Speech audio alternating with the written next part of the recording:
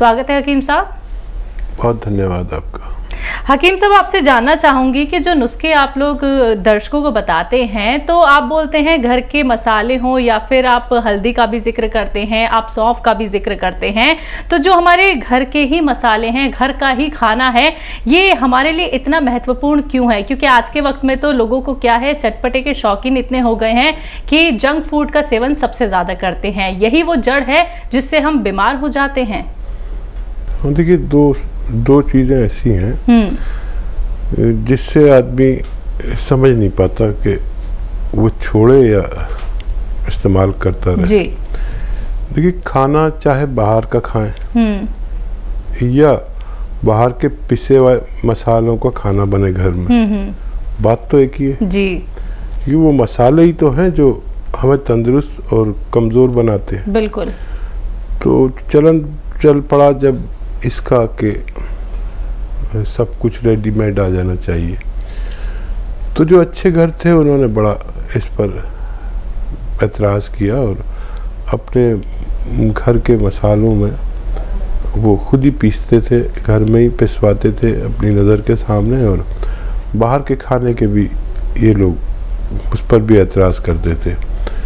लेकिन कुछ लोग बाहर के खानों की तरफ रुजू हो गए, कुछ लोग बाहर खाना खाने पर मजबूर होते हैं शहरों में।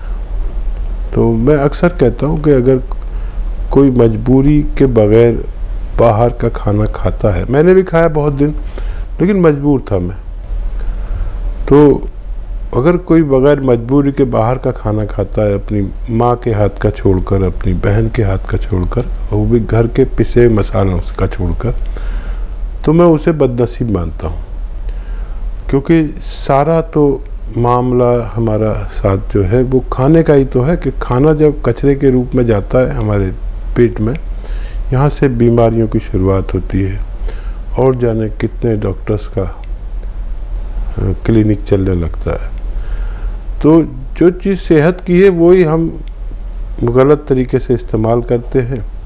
चटपटे और बकौल आपके के चटपटे और ऐसे तले भुने खाने और रंग मिला देते हैं। देखिए, सब चीज़ों पे, बाहर के खानों पे रंग होता है, वो बहुत नुकसान करता है। ये केमिकल्स के रंग हमारे हजम ही नहीं होते, कभी लीवर को ले मरते हैं, कभी किडनी को ले मरते हैं, और कभी कोई और परेशानी हो जाती है।